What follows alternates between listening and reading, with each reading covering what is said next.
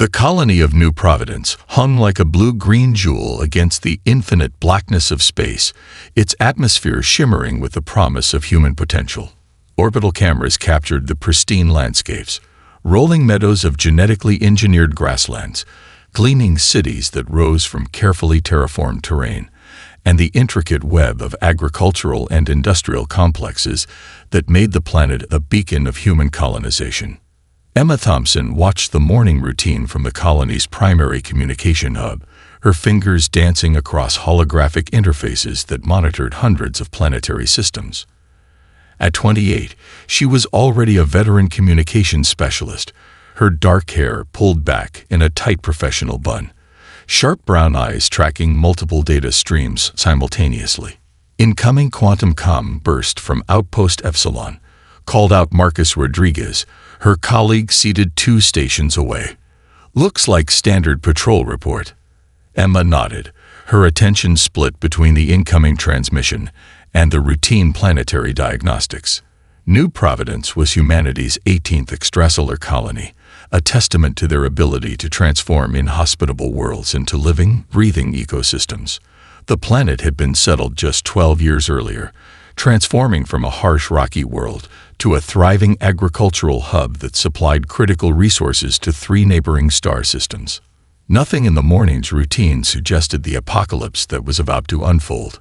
The first indication came as a microscopic quantum distortion in the long-range sensor grid. Most systems would have missed it, a fractional shimmer that lasted less than a millisecond. But the advanced quantum detection array caught the anomaly, sending an immediate alert that Emma's trained eye instantly recognized as something profound. "Marcus," she called out, her voice suddenly sharp, "run a quantum variance analysis on the last 3-second transmission from Outpost Epsilon." Her colleague's fingers flew across his interface. The room's ambient lighting shifted from soft blue to a cautionary amber, the first stage of potential threat detection. "Multiple quantum signature breaches," Marcus reported, his voice dropping an octave. "These aren't natural fluctuations. Something's preparing to." The rest of his sentence was obliterated by a sound that defied description. It was not a traditional explosion, nor was it a simple energy discharge. The quantum disruptor weapon that struck New Providence was a technological horror that literally unmade matter at its most fundamental level. Emma watched in absolute horror as entire city sectors simply ceased to exist. Buildings, infrastructure, and thousands of human lives were reduced to their constituent quantum particles in less than a nanosecond. The planetary defense grid, considered state-of-the-art just moments before, collapsed like tissue paper against a hurricane. Survival protocols kicked in automatically. Emergency evacuation systems, designed for natural disasters and potential asteroid impacts, now faced a threat they were never truly prepared for. Massive colony ships, typically used for long-distance colonization, were repurposed into desperate lifeboats. All surviving personnel, prepare for emergency quantum translation, the station's AI announced, its voice calm and clinical despite the apocalyptic scene unfolding. Emma's hands moved with practiced efficiency, securing critical data archives and initiating emergency protocols. Around her, the communication hub transformed from a routine monitoring station to a last bastion of human survival. Colleagues who moments ago were tracking routine planetary operations now became desperate survivors, their faces illuminated by the ghostly light of failing system displays. The attack wasn't limited to New Providence. Simultaneous quantum disruptions were reported across 17 human colonies, a coordinated strike designed to maximize human casualties with minimum alien resource expenditure. As her assigned evacuation shuttle prepared to launch, Emma clutched a small holographic image, the only physical memory she would preserve from her life on New Providence. The image showed her family during their first year of colonization, standing proudly before the terraforming achievements that had transformed a dead world into a living testament of human potential. Outside the shuttle's reinforced windows, New Providence continued to disintegrate. What had been a vibrant, living planet was now becoming a cloud of dispersing quantum particles, a graveyard of human dreams and aspirations. Humanity had just experienced the most devastating attack in its interstellar history. But this was not an end. This was a beginning. The survivors would remember. The survivors would respond. The United Earth Government chambers in Geneva looked more like a funeral hall than a center of global leadership. Holographic displays flickered with real-time casualty reports. 4.2 million humans erased in a single devastating strike. Delegates from every remaining human colony sat in stunned silence, their faces etched with a mixture of grief, shock, and an emerging rage that would reshape human civilization. Catherine Rodriguez stood at the center of the chamber, her presence commanding immediate attention. At 52, she was a veteran of 3 interstellar conflicts, with a service record that read like a masterclass in strategic innovation. Her silver-streaked hair and piercing blue eyes spoke of decades of military experience. But today she represented something more than just a military leader. "We are no longer a collection of colonies," she began, her voice cutting through the ambient shock. "We are no longer a fractured species arguing about territorial claims and economic boundaries. We are now a single organism with one purpose: survival and retribution." The chamber's acoustics amplified her words, each syllable landing like a physical force. Around her, the holographic displays began to change. Planetary resource allocations, industrial capabilities, and military inventories were being reorganized in real time. The United Earth Government was dying, and from its ashes, the Emergency Stellar Confederation was being born. In orbital research facilities circling Earth, Mars, and the Jupiter colonies, scientists who had previously worked on competing projects now found themselves merged into unified research teams. Dr. Rachel Harrison, a quantum physicist previously known for her theoretical work on space-to-time manipulation, stood before a team of 200 of the most brilliant minds humanity could assemble. "Our previous limitations were self-imposed," she told her team. "We divided our research, competed for funding, protected our individual discoveries. Now we have no choice but to combine everything we know." The transformation was total and immediate. Universities became military research hubs. Industrial complexes were retooled for weapon production. Every resource, from rare earth minerals to human intellectual capital, was redirected toward a single objective. In the lunar shipyards, massive construction platforms that had previously built exploration vessels and commercial transport ships now began fabricating warships. These were not the sleek, exploratory vessels of humanity's past, but brutal instruments of war. Each ship was designed with modular capabilities that could be instantly reconfigured based on tactical requirements. Michael Chen, the chief of lunar shipyard operations, worked with a fury that bordered on obsession. His team was breaking every previous rule of spacecraft design. Ships were no longer just vehicles of transportation, but living weapons systems that could adapt and transform mid-battle. "We're not building ships anymore," Chen told his lead engineers. "We're building the instruments of our species' survival."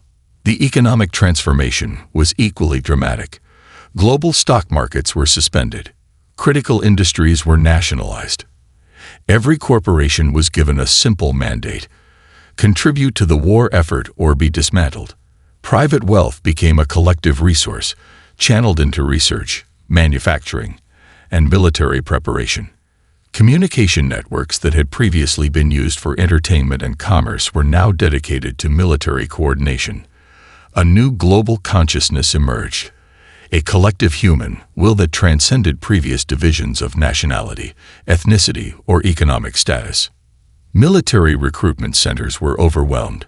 Young people who had grown up in the relative peace of human expansion now saw a clear purpose. Not just defense, but vengeance. Not just survival, but a statement to the galaxy about human resolve. Training facilities developed new combat protocols that merged human intuition with advanced technological augmentation. Soldiers were no longer just physical warriors, but integrated technological platforms. Neural interfaces, biomechanical enhancements, and adaptive combat algorithms transformed human fighters into something beyond traditional understanding of military personnel. Catherine Rodriguez understood that this was more than a military response. This was a civilizational transformation. The attack had not just killed millions of humans, it had awakened something primal and collective in the human species. As the first month of reorganization concluded, the Emergency Stellar Confederation was no longer just a concept. It was a living, breathing entity, a human machine of war and survival that would reshape the understanding of what humanity could become. The galaxy had made a critical error. They had attacked a species capable of total transformation, and humanity was just getting started. The research complex stood hidden beneath the Atacama Desert, a marvel of engineering that descended 17 levels underground. Here, Dr. Michael Reynolds worked at the bleeding edge of human technological possibility. Surrounded by a team of scientists who had been assembled from every corner of human scientific achievement, Reynolds was not a typical scientist. At 46, he carried the weathered look of someone who had spent more time wrestling with impossible theoretical concepts than maintaining personal relationships. His left eye was a sophisticated biomechanical replacement, a remnant from an earlier research accident that had nearly cost him his life. That eye now scanned holographic displays showing quantum fluctuations that would have been invisible to standard human perception. "We're not just developing a weapons system," he told his lead research team during their daily briefing. "We're rewriting the fundamental understanding of technological adaptation." The Quantum Adaptive Response System, QARS, was more than just a technological project. It was humanity's existential response to the near extinction they had experienced. Traditional weapons development followed linear paths: design, prototype, test, deploy. QARS was something entirely different. It was a living, evolving intelligence that could analyze, adapt, and counter alien technologies in real time. Dr. Elena Rodriguez, a quantum mechanics expert who had previously worked on neutrino communication systems, stood beside a holographic model that seemed to breathe and shift with impossible complexity. "Traditional computing is binary," she explained to a group of military observers. 0 or 1. "Our system operates on quantum probabilities that don't just calculate, they anticipate." The breakthrough came from an unexpected intersection of disciplines: quantum mechanics, artificial intelligence, materials science, and neural interface technologies were merged into a single, terrifyingly adaptive platform. Each prototype weapon system could recalibrate its molecular structure, energy signatures, and attack vectors in microseconds. Deep in the underground complex, prototype chambers housed weapons that defied conventional understanding.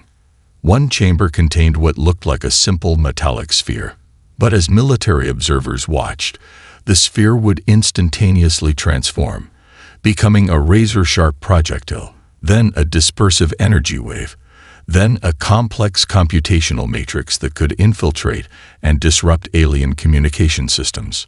"We're not just creating weapons," Reynolds would often say. "We're creating living technological organisms." The military's initial skepticism quickly transformed into absolute fascination. Early simulation tests showed that QAR's enhanced systems could adapt to alien technological signatures faster than the aliens could modify their own defensive capabilities. It was an arms race where humanity would always be one step ahead. International research teams that had previously been competitors now worked in perfect synchronization. The emergency protocols implemented by the new government meant that every scientific breakthrough was immediately shared across all research facilities. Proprietary concerns had been replaced by a singular, species-level objective. Dr. Marcus Wong, a material scientist specializing in quantum-level molecular restructuring, developed a breakthrough in adaptive metamaterials. His team created substances that could change their fundamental molecular structure in response to external stimuli. A material could transform from a solid to a liquid, from a conductor to an insulator, within milliseconds. The psychological impact of these developments extended far beyond their immediate military applications. Human scientists were proving that their species could do more than just survive. They could evolve technological capabilities that redefined the very concept of warfare. Catherine Rodriguez, observing one of the early QAR's demonstrations, understood the profound implications. "This isn't just a weapons system," she told her senior military advisors. "This is humanity's declaration to the galaxy that we will never again be victims." Each prototype went through millions of simulated scenarios. Alien attack strategies were fed into complex quantum computational matrices. The QARS system didn't just learn. It anticipated. It could predict potential technological countermeasures before they were even conceived. As the first complete QARS prototypes were prepared for initial testing, the research team gathered in the primary observation chamber. Michael Reynolds looked at the complex, shimmering technological construct before him. A weapon system that was more alive than mechanical, more intelligent than programmed. "We are no longer just fighting," Reynolds muttered, more to himself than to anyone else. "We are evolving." The galaxy would soon learn that humanity was not just a species to be conquered. They were a technological force that could transform the very rules of interstellar conflict. The neural interface hummed to life, transforming Commander Jason Walker's perception of reality.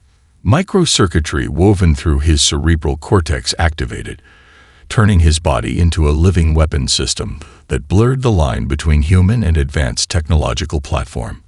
Walker's Special Operations Unit represented the pinnacle of human military evolution. Each team member was more than a soldier. They were a carefully engineered hybrid of human intuition and technological capability.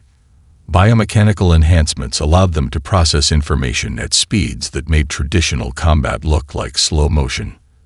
Their mission target was Outpost Sigma 9, a critical Kraxan military communication hub located in the Vega Concordance, a region of space so densely packed with quantum interference that traditional detection methods were useless.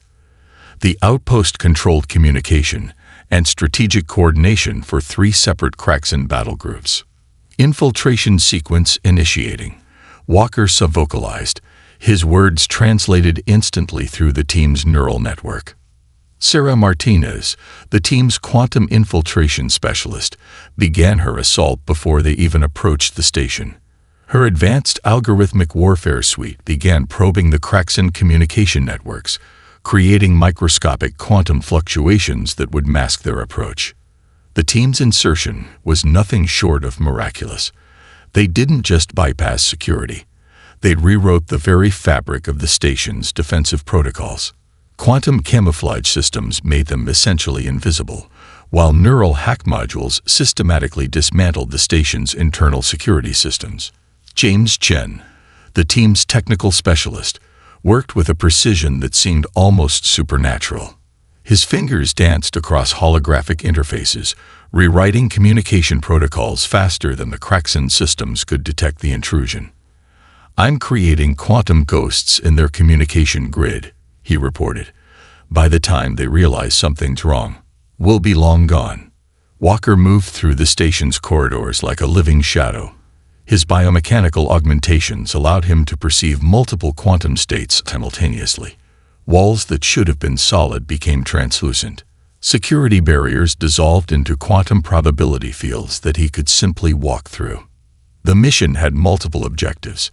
It wasn't just about gathering intelligence or causing direct damage. They were systematically undermining the Kraxan's entire communication and strategic infrastructure. Target acquired. Walker subvocalized.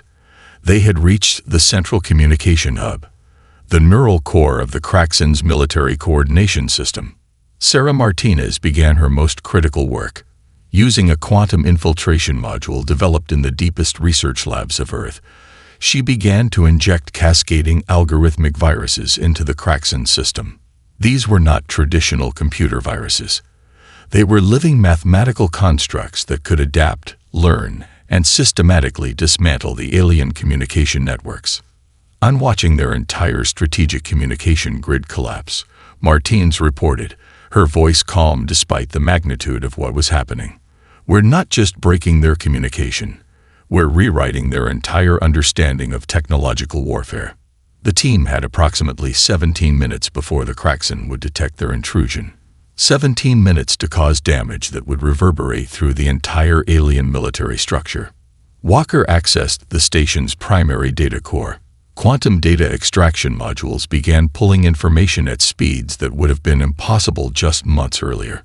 Strategic troop movements, weapon development protocols, colonial expansion plans. Everything was being systematically copied and analyzed. James Chen was already preparing their extraction. "Quantum camouflage at maximum," he reported. "We'll leave behind quantum ghosts that will keep their systems in perpetual confusion." As they prepared to exit, Walker initiated the final phase of their mission. A sophisticated quantum destabilization signal would slowly unravel the station's molecular infrastructure. By the time the Kraxan realized what had happened, the entire facility would begin to systematically dissolve at a quantum level. Their extraction was as precise as their insertion. No alarms, no traditional signs of intrusion.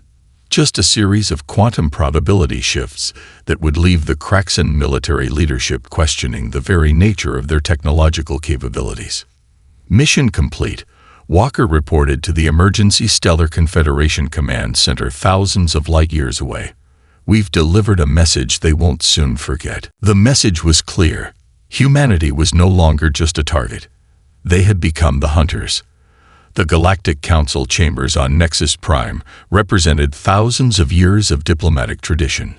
Holographic representations of dozens of spacefaring civilizations flickered around a massive circular platform, each delegation carefully positioned to reflect millennia of intricate political relationships.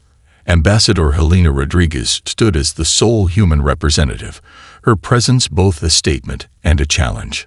The other delegations watched her with a mixture of curiosity, fear, and something approaching grudging respect. The Zornak delegation, a crystalline species known for their ultra-conservative approach to interstellar politics, was the first to break the tense silence. Their primary representative, a being composed of interconnected crystalline structures that pulsed with internal bioluminescence, projected its communication directly into the minds of those present. "The human response to the Kraxan attack is unprecedented," the Zornak representative communicated. The translation algorithms captured both the verbal and telepathic nuances of their communication. "Your species has demonstrated a level of adaptive capability that defies our historical understanding." Helena understood the subtext. This was not a compliment. It was a warning. The Viridian Confederacy, a collective of silicon-based life forms, approached the situation with more pragmatic considerations. Their representative, a complex algorithmic construct that represented the collective consciousness of billions of interconnected entities, presented a detailed analysis. Statistical probability models suggest the human technological response represents a 0.37% deviation from expected interstellar conflict resolution patterns, the Viridian construct reported. Its holographic representation shifted and pulsed with complex mathematical projections. This level of deviation requires immediate diplomatic assessment. Behind the formal diplomatic language lay a deeper truth.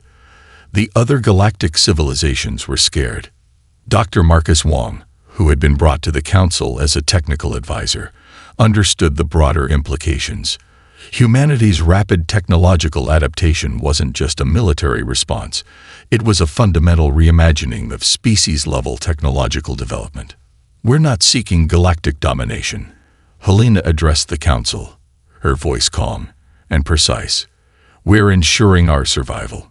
But survival, the other delegations understood, might be more dangerous than traditional conquest. The quantum adaptive response system had already become something of a legendary technology among spacefaring civilizations. Reports had begun to circulate about human weapon systems that could adapt faster than they could be understood. Entire Kraxan listening posts had been systematically dismantled without a single traditional weapon being fired. Covert intelligence began to flow from unexpected sources. The Kepler Cooperative, a loose alliance of research-focused species, started providing subtle technological insights, not out of altruism, but out of a complex calculation of potential future benefits. The humans represent an unknown variable. the Kepler representative explained in a private communication channel. But unknown does not necessarily mean hostile. Some delegations saw an opportunity. The Nexus Trade Consortium, always looking for potential economic advantages, began exploring potential technology exchange agreements. Human research capabilities had suddenly become the most valuable commodity in known space. Others saw a threat. The Obsidian hegemony, a militaristic species with a history of preemptive strikes, began quietly repositioning their fleet assets. Their strategic analysis suggested that humanity represented a potential existential risk if left unchecked. Helena Rodriguez understood the complex political dance she was performing. Each diplomatic interaction was a delicate balance between demonstrating human capabilities and maintaining a stance of defensive preparation. "We seek no conflict beyond our own survival," she repeated, a statement that was simultaneously a warning and an invitation. The Galactic Council session would continue for weeks, but the fundamental dynamic had already been established. Humanity was no longer a minor species to be overlooked. They had become a force that would reshape the understanding of technological and species-level adaptation. The galaxy was watching, and for the first time in millennia of established interstellar politics, the other civilizations were uncertain about what would happen next. Humanity had introduced a new variable into the complex equation of galactic existence, and variables, by their very nature, were unpredictable. The Emergency Stellar Confederation fleet emerged from quantum translation space like a nightmare made manifest. Hundreds of vessels moved with a synchronicity that defied traditional understanding of fleet mechanics. Each ship was more than a weapon. It was a living, adaptive system that could reconfigure its entire molecular structure mid-battle. Admiral Catherine Rodriguez stood on the bridge of the command vessel Phoenix, her hands hovering over holographic interfaces that pulsed with quantum adaptive targeting systems. The first wave of the counteroffensive would target the Kraxen's critical infrastructure systems, not just their military installations, but the very economic and social foundations of their civilization. "Quantum Cascade initiating," announced Commander David Chen, the fleet's primary strategic coordinator.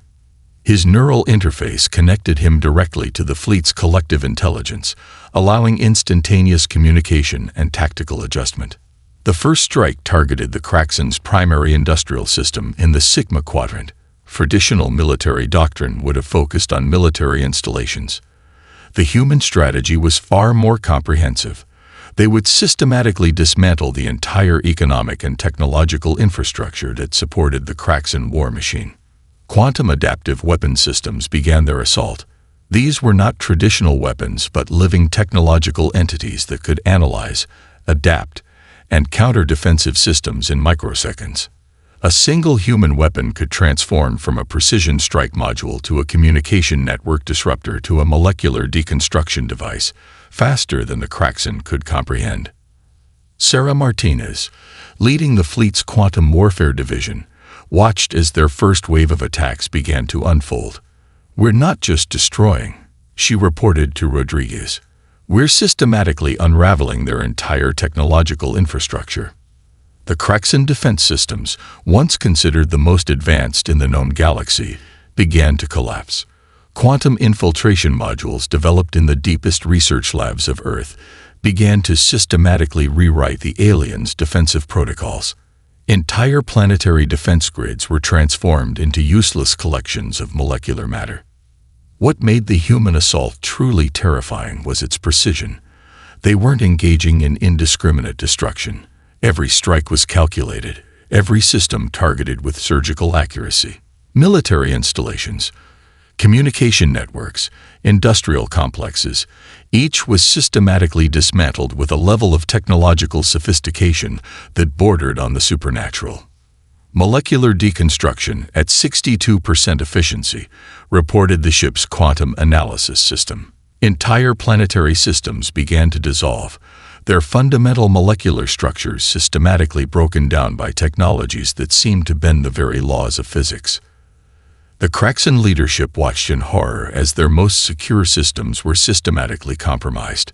Their communication networks became a chaotic mess of quantum-induced probability fields. Strategic coordination became impossible as human technological systems continuously rewrote the very rules of engagement. James Wong, the fleet's chief technological strategist, explained the approach to a group of military observers. "We're not just fighting a war," he said. "We're conducting a comprehensive system failure across their entire civilization." Each human vessel operated as part of a collective intelligence.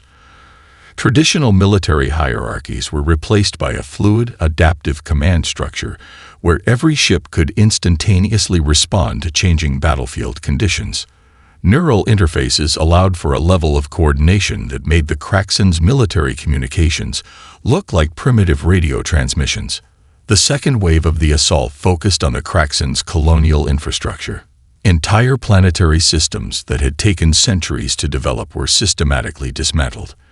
But this was not random destruction. Each strike was a calculated message, a demonstration of human technological capabilities that went far beyond traditional military conflict. "We're rewriting the fundamental understanding of warfare," Rodriguez commented, watching as entire star systems began to dissolve under the precision of their quantum-adaptive assault.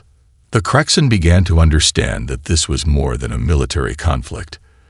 This was a comprehensive technological assault that challenged their very understanding of military engagement. Humanity was not just fighting back. They were fundamentally reshaping the rules of interstellar conflict. As the first phase of the counteroffensive concluded, the message was clear. The species that had attempted to commit genocide against humanity had made a critical error. They had awakened a technological force beyond their comprehension, and humanity was just getting started. Commander Jason Walker stood at the heart of the Kraxen communication hub, his neural interface humming with a complex symphony of quantum algorithms. The mission was more than a simple infiltration. It was a comprehensive psychological assault designed to unravel the very fabric of Kraxen civilization. Sarah Martinez, the team's quantum communication specialist, began her most intricate work. The infiltration module she had developed was not a traditional hacking tool. It was a living, adaptive communication construct that could simultaneously broadcast, interpret, and manipulate communication networks across multiple quantum frequencies. Initiating full-spectrum psychological transmission, Martins reported, her voice calm despite the magnitude of what they were about to do. The broadcast began as a fractal wave of information that defied traditional understanding of communication. It wasn't just a message. It was a comprehensive neural narrative that would be received simultaneously across every Kraxen communication channel. First came the raw data. Precise, unfiltered records of the initial human colony destructions. Not just casualty numbers, but individual stories. The last transmissions of dying colonists. Holographic recordings of families being vaporized. Quantum-encoded emotional signatures that carried the pure, unfiltered grief and rage of human survivors. Then came the historical context, the comprehensive timeline of human expansion, showcasing a species that had transformed harsh, uninhabitable worlds into thriving civilizations. Each image was a quantum-enhanced memory that carried emotional resonance beyond traditional information transfer. The Kraxen communication networks began to buckle under the assault. This was more than information.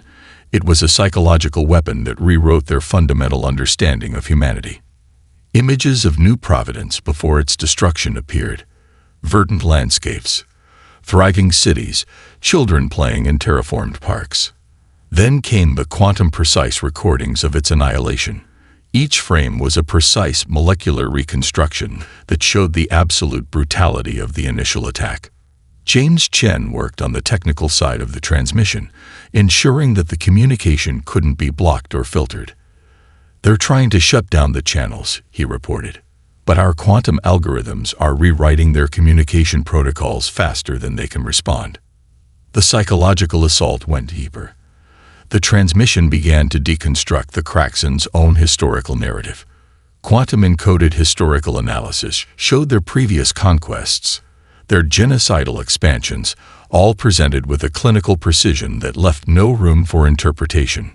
"We're not just showing them what they did," Walker explained to his team. "We're forcing them to understand the full consequences of their actions." The final phase of the transmission was the most devastating. It was a comprehensive demonstration of human technological capabilities. Recordings of their recent military operations, the systematic dismantling of Kraxan infrastructure, all presented with a cold, precise efficiency that was more terrifying than any traditional threat. Each Kraxan leadership center received the transmission simultaneously.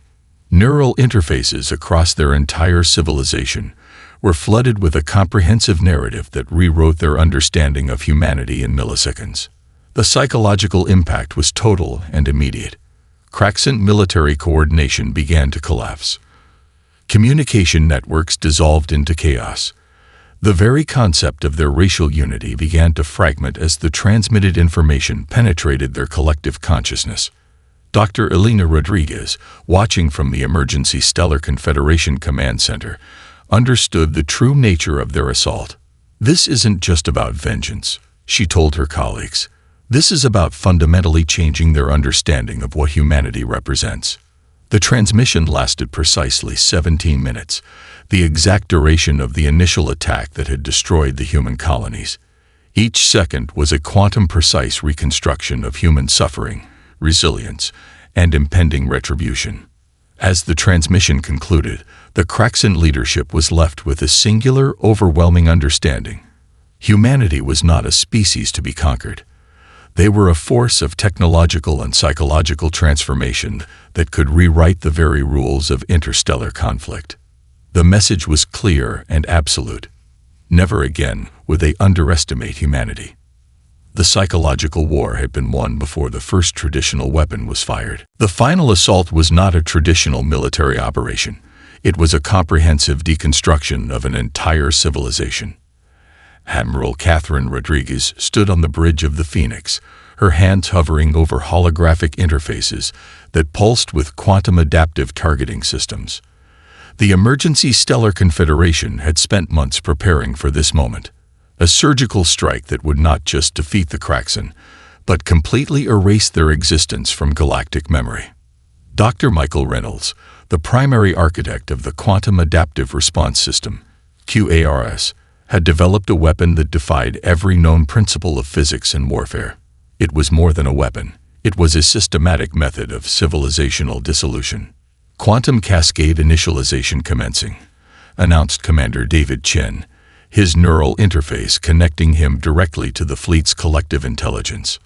The weapon would target the fundamental molecular infrastructure of the Kraxan civilization. Not just their planets, not just their military installations, but the very quantum foundations of their existence. Each targeted system would be systematically unraveled, breaking down the molecular bonds that maintain planetary structures, communication networks, and biological systems. Sarah Martinez managed the quantum targeting systems, her fingers dancing across interfaces that seemed to bend reality itself. "Primary quantum resonance fields established," she reported. "We're creating a cascading molecular dissolution effect that will propagate across their entire territorial space." The first wave of the assault looked nothing like traditional weapons. Space itself seemed to ripple and distort around the Kraxan systems.